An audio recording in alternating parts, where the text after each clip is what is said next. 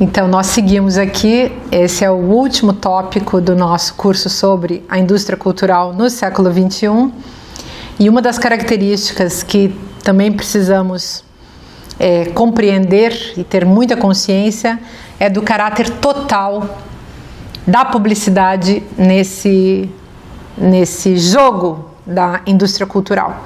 Então, existe uma racionalidade publicitária que funciona engajando todas as pessoas, trazendo todas as pessoas para a participação nesse jogo.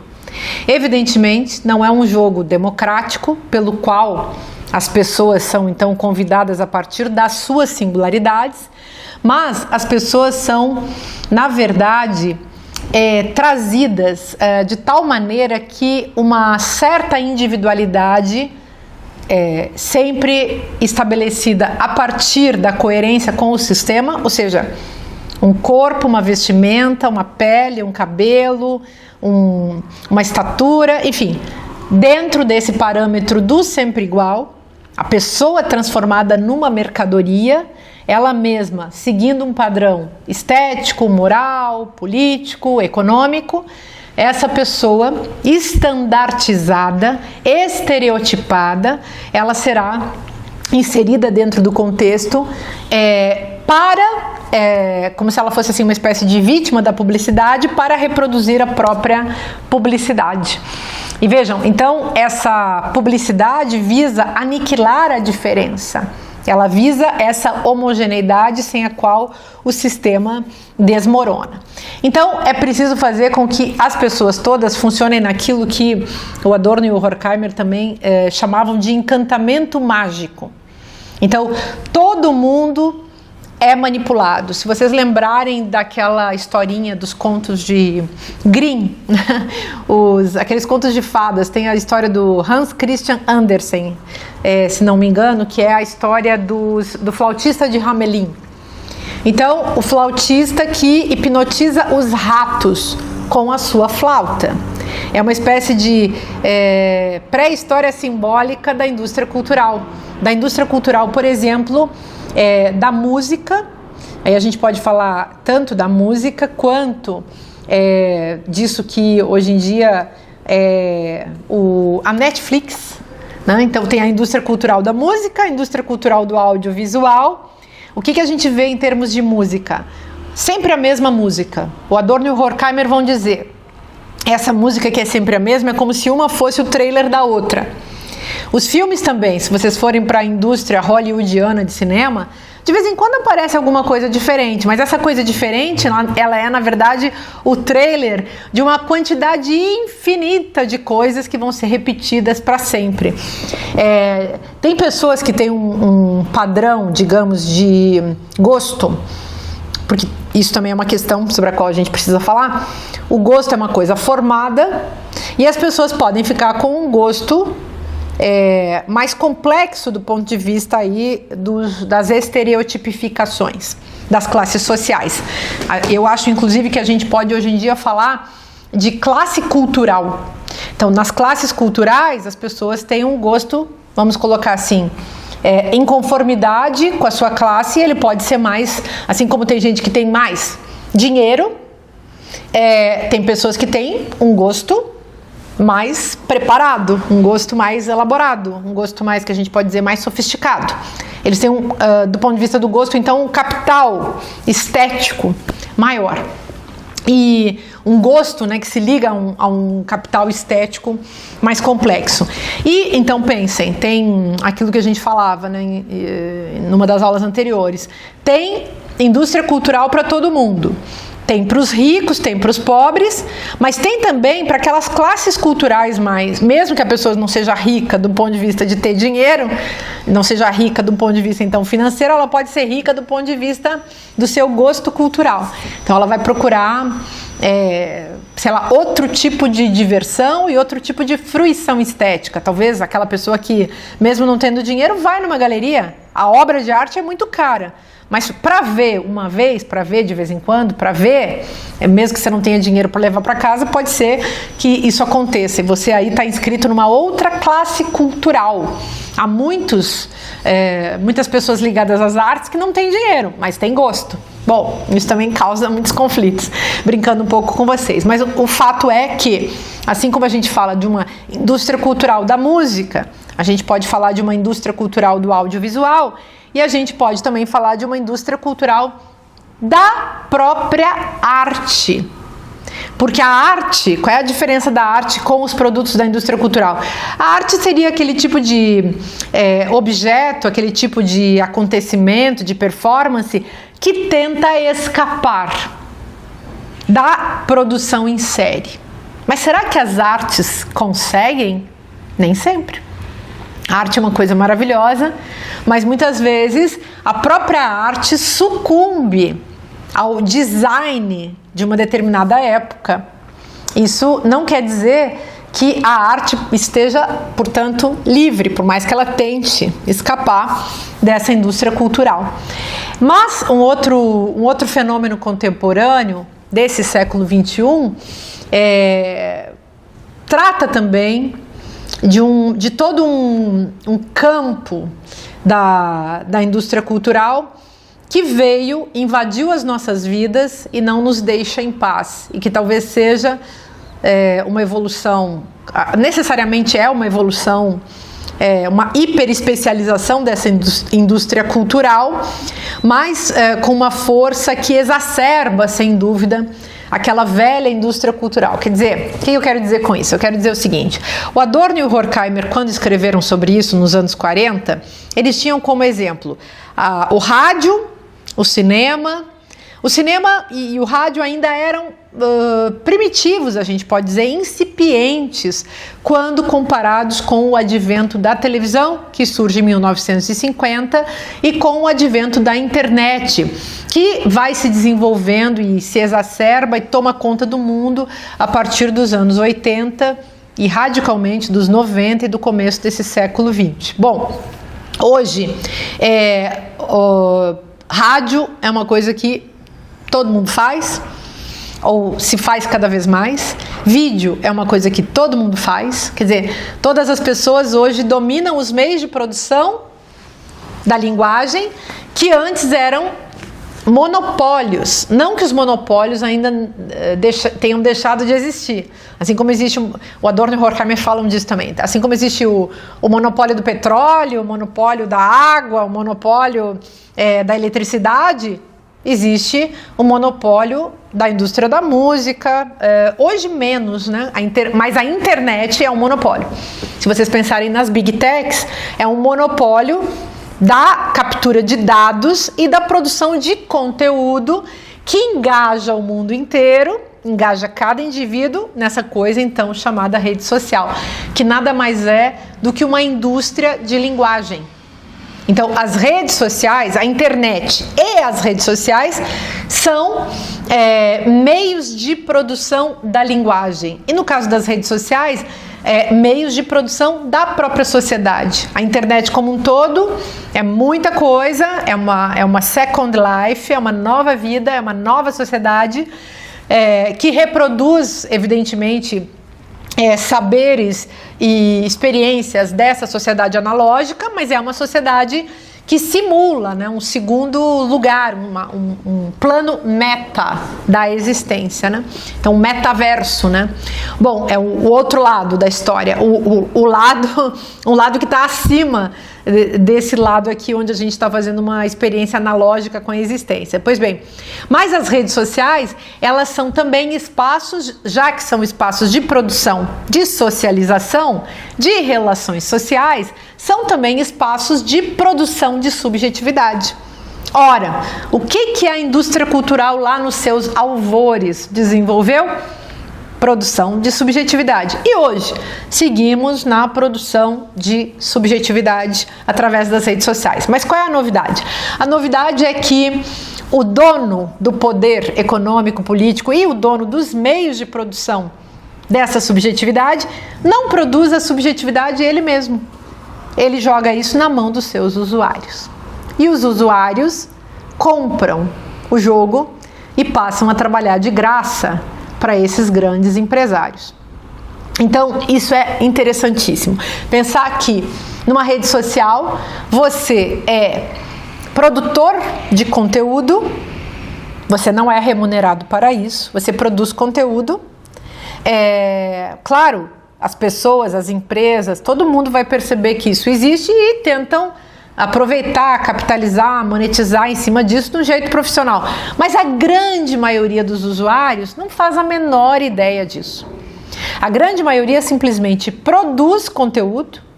Esse conteúdo que é produzido diz respeito a si mesmo. E esse produtor é também o usuário, é também o consumidor de uma coisa que significa ele mesmo.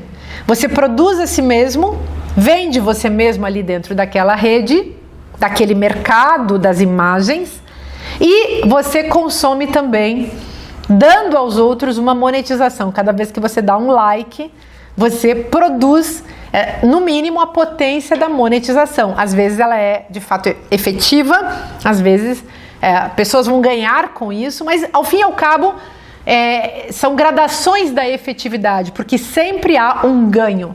Então, quanto mais seguidores você tem numa rede, mais você é valorizado na sociedade do espetáculo.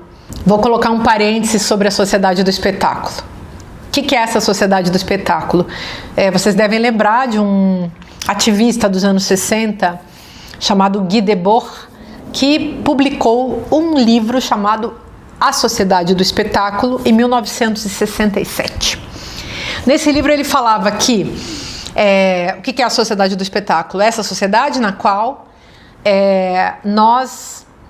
a imagem se tornou o elemento a partir do qual as nossas relações são estabelecidas, é ela que se tornou o capital. Então ela chegou num nível de abstração que ela virou capital. Ela foi hipervalorizada, tão valorizada que ela é o novo capital. E nós somos, nessa sociedade, mediados pela imagem. Ou seja, nós não temos mais uma relação com o outro, senão através dessa mediação pela imagem. A imagem é o que vale. As redes sociais, elas fazem isso. A televisão faz isso, o cinema faz isso. Não existiria antes, no século XIX eram os cantores de ópera e tal, né? Essa indústria cultural, ela já existia, mas de uma maneira incipiente antes da invenção dessas tecnologias. E a sociedade do espetáculo é aquela na qual não importa mais apenas o popstar lá de Hollywood, o popstar da Rede Globo, a atriz da novela. Agora, cada um pode fazer da sua imagem um capital ali nas redes sociais. Então, nós já avançamos para além do espetáculo. O espetáculo não é mais alguma coisa que a gente assiste, do qual a gente não faz parte. Agora nós somos operadores, agentes desse espetáculo. Toda uma nova forma de existir, de fazer circular a economia, tudo, claro, sempre dentro do capitalismo, mas há um outro estabelecimento de valores relacionados à imagem, imagens que são pré-programadas, nas quais as pessoas tentam se encaixar, mas muita coisa vai existindo, muita coisa vai se desenvolvendo. Nós não podemos dizer que tudo isso é ruim ou péssimo. Esse julgamento também eu acho que não vale a pena a gente fazer. O que nós podemos dizer é que o mundo mudou, que agora é uma outra realidade que está em cena e que nós funcionaremos conforme essa realidade. E que, se o valor maior hoje é a imagem, e a Roswitha Scholz e o Robert Kurtz já falavam que o homem branco é a imagem, quais são as outras imagens que estão tendo valor dentro desse sistema? Mas é sempre assim, é a imagem da mulher branca, é a imagem da mulher preta, é a imagem da mulher gorda, é a imagem da mulher magra, é a imagem do homem musculoso, do homem tatuado, enfim. Qual imagem? É a imagem do homem engravatado com uma Bíblia debaixo do braço? É a imagem do pastor que grita, fazendo uma extorsão psíquica com as pessoas para que elas paguem dinheiro para a sua igreja? Enfim. É importante que a gente aprenda a fazer uma leitura das imagens. E essa leitura das imagens é uma leitura que é sempre estética. É uma leitura que implica que a gente compreenda o funcionamento dessa sociedade publicitária, do espetáculo, das sensações, fissurada, excitada. Tudo isso deriva justamente dessa cultura transformada prismada através desse parâmetro da industrialização. Voltando à questão das redes sociais, pensem só, no Facebook era o perfil, a noção do rosto, a noção do avatar, da pessoa que é uma espécie de avatar dela mesma, que é valorizada pelo seu perfil. E aí, claro, as pessoas percebem isso e vão tentar construir um perfil que corresponda a estar bem na foto, a fazer parte da indústria do espetáculo, da indústria cultural do espetáculo, da indústria do audiovisual, da indústria desse visual, da indústria do perfil, de uma maneira a ser aceita, a ser amada, a ter um lugar ao sol. No fundo, o que todo mundo está buscando é uma coisa que, assim, na filosofia acho que é muito fácil da gente entender. Todo mundo está buscando uma experiência existencial, uma valorização existencial. Todo mundo está buscando existir. Só que para existir, como é que a gente faz para existir? A gente só existe como ser humano num contexto político, ético, de relações. Estou usando aí política e ética com P maiúsculo, E maiúsculo, né? Então, são relações sociais que acontecem, que estabelecem o mesmo e o outro, que estabelecem a alteridade e a mesmidade. E nós que olhamos para o outro, precisamos olhar para o outro como uma alteridade. Isso vai acontecer do outro em relação a nós. Ele vai nos olhar como alteridade, mesmo que nós, para nós mesmos, sejamos uma mesmidade. Então é importante compreender esse jogo intersubjetivo pelo qual nós formamos uns aos outros, dando ao outro o nosso reconhecimento, o nosso olhar de volta, a nossa palavra de retorno, a nossa resposta.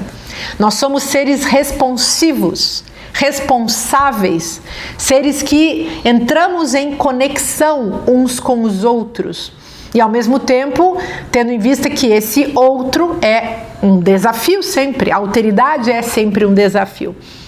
E as redes sociais conseguiram, essas redes sociais tipo Facebook, Instagram e tal, que conseguiram, digamos, monetizar esse jogo, falsificando, claro, esse jogo de reconhecimento. Monetizaram esse jogo de reconhecimento, falsificando esse reconhecimento, transformando esse reconhecimento em mero like. Não quer dizer que não possa haver algum reconhecimento nessas redes. Claro que sim, é um território onde a gente transita hoje e a gente também é inteligente, então a gente vai tentando ser sincero, verdadeiro e usar a máquina e usar esses aparelhos a nosso favor. Mas o fato é que, como dizia o Willem Flusser, aquele filósofo tcheco brasileiro, né, judeu, que viveu aqui 30 anos e escreveu tanta coisa, que é o filósofo brasileiro e ao mesmo tempo estrangeiro mais reconhecido pelo mundo afora. O Willem Flusser falava de um aparelho. Então ele falava que um aparelho que é a câmera de fotografar, por exemplo, ele dizia, ele tem um livro chamado Filosofia da Caixa Preta, né? Ele falava assim, olha só, nós funcionamos conforme o aparelho, nós somos funcionários desses aparelhos. A gente não faz com o aparelho simplesmente o que a gente quer. O aparelho já vem com as suas regras. Então a gente funciona, a gente é funcionário dessas tecnologias. Nós dançamos conforme a música dessas tecnologias. E nós também dançamos conforme a música das redes sociais. Nós funcionamos, nós somos funcionários das redes sociais, somos, num certo sentido, dá para dizer com tranquilidade, escravos das redes sociais. Porque o nosso trabalho nas redes sociais não é remunerado. E nós trabalhamos para quem? Para esses grandes industriais das redes sociais. Se as redes sociais estivessem na mão dos trabalhadores, que somos nós, os usuários, os otários, então nós teríamos, digamos, uma espécie de sociedade realmente democrática. Talvez isso venha a acontecer no futuro. Eu sempre propus, por exemplo, que a gente comprasse o X do Elon Musk. Ele comprou o X. Nós também poderíamos comprar, assim como poderíamos comprar se nós nos cotizássemos, né? Se a gente fizesse um processo, enfim, de compra, a gente poderia comprar essas redes sociais. Claro, milhões de pessoas poderiam fazer isso. Claro que isso também não interessa de ser feito, mas digamos, eu digo isso para que a gente lembre que são empresas, não são somente empresas, são indústrias que funcionam numa produção repetitiva de subjetividades a serviço do seu funcionamento. Lembremos do Max Weber, A Ética Protestante e o Espírito do Capitalismo. O que ele está falando ali? Que o capitalismo produz os corpos dos quais ele precisa para se manter. As redes sociais são parte disso. E elas são parte disso produzindo corpos, produzindo subjetividades, produzindo linguagem, produzindo simbolicamente, fisicamente, dentro do tempo histórico, dentro do tempo das nossas vidas, roubando o nosso dia a dia e inclusive nos colocando dentro disso que a gente pode chamar de hegemonia do vício. As pessoas todas domesticadas, fissuradas, excitadas pelas telinhas de televisão, pelas telinhas de celulares, né, de telefones, de tablets e de smartphones, de computadores, as telas das televisões, as telas por todos os lados, nos capturando num vício perigosíssimo e aniquilador, certamente, da nossa subjetividade.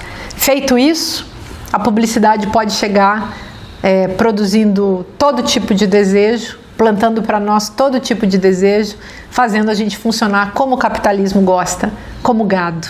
E aí eu fecho essa nossa aula dizendo isso, né?